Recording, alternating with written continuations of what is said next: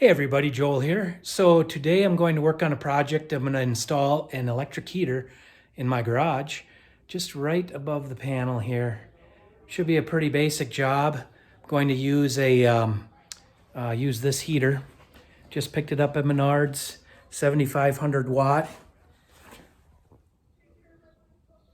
I think that's going to do a fine job. Up to about 750 square feet, it'll heat up. So quick calculation you can do with electric heat is take the square footage, multiply it times 10 watts per square foot.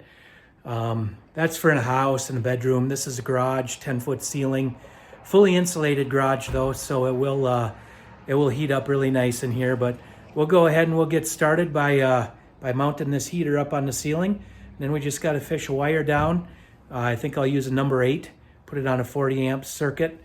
It's a 240 volt heater, so I'll go ahead and fish that wire up the wall and just run it right into the heater. Has an integral thermostat on it, so should be an easy one to get installed here. Okay, so I've got the bracket mounted up there. I just used one lag in the middle. That's a joist up above, good thick solid joist, floor joist, and one lag is going to hold this heater plenty. It's not that heavy, and I'm keeping it out from the wall a bit so you can get the air in behind it. You want to have the air circulation. It's got to have, the fan is blowing the heat out this way, so it's got to be able to have that intake on the back side. So when you're mounting these, don't put them, right up just real close to the wall. Give them some room to breathe and get that air circulating. And I wanted it just a little bit at an angle so I can get that air circulating around the garage a little bit better than just having it straight out parallel to the wall.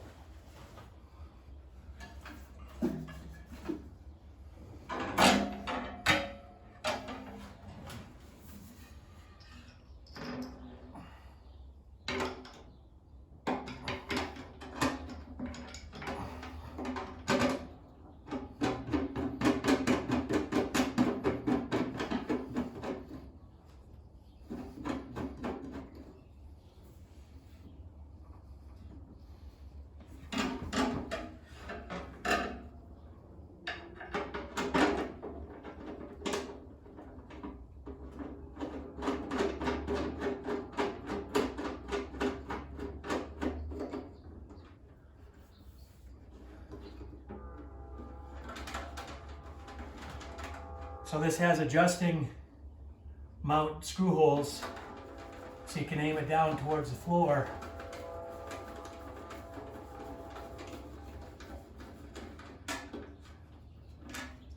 You just pick your screw hole that you want. I think I'll go on this one here. We'll let that work out.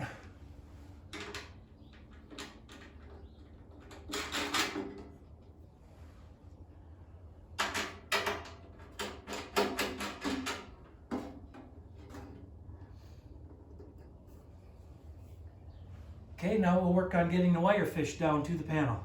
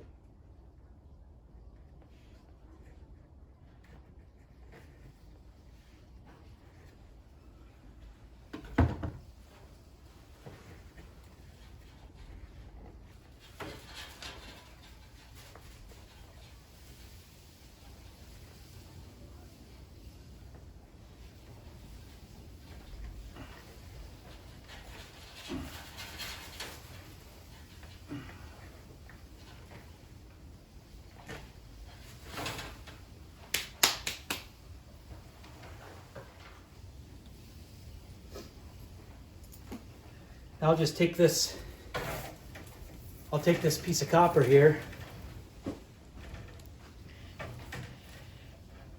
So I've got the fish tape up and out of the hole.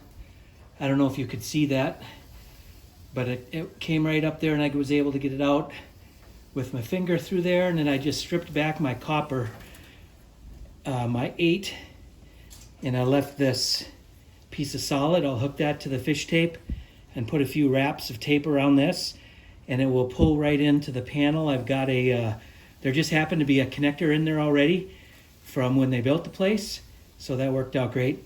I'll just pull it right through that connector.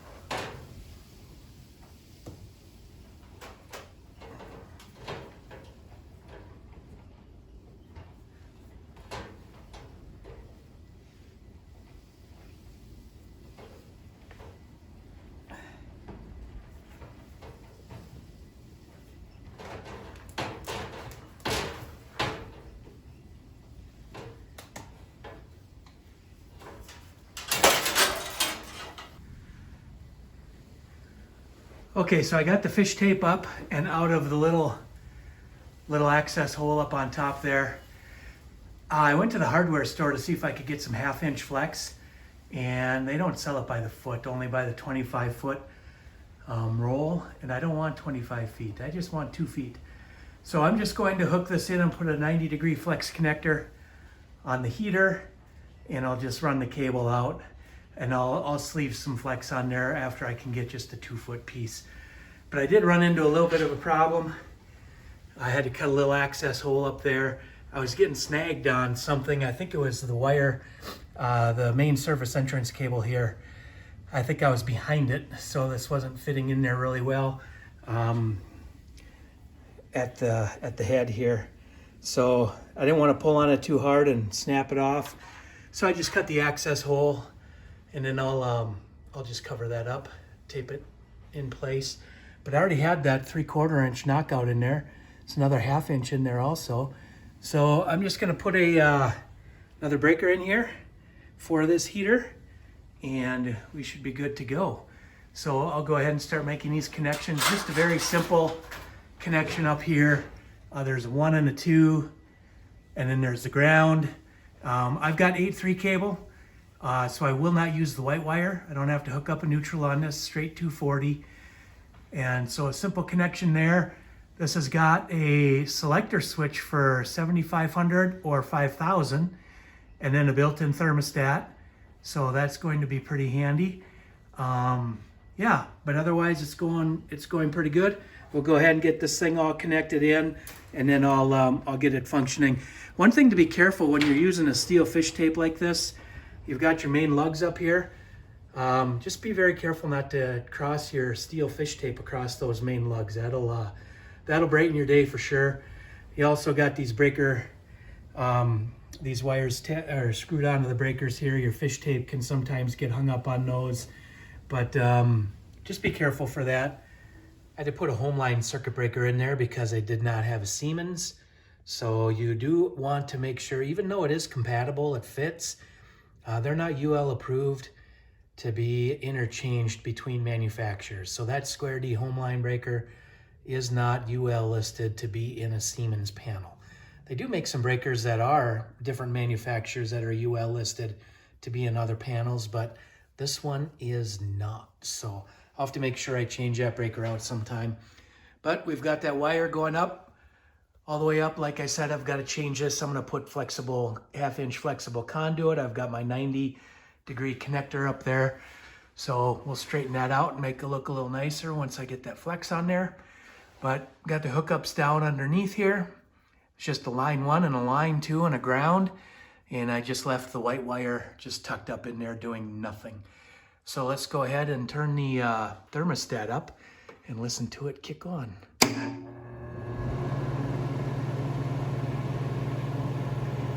Here we go. We've got a nice running electric heater, 7,500 watt from Menards. This heater was about, I think, $229 if I'm not mistaken.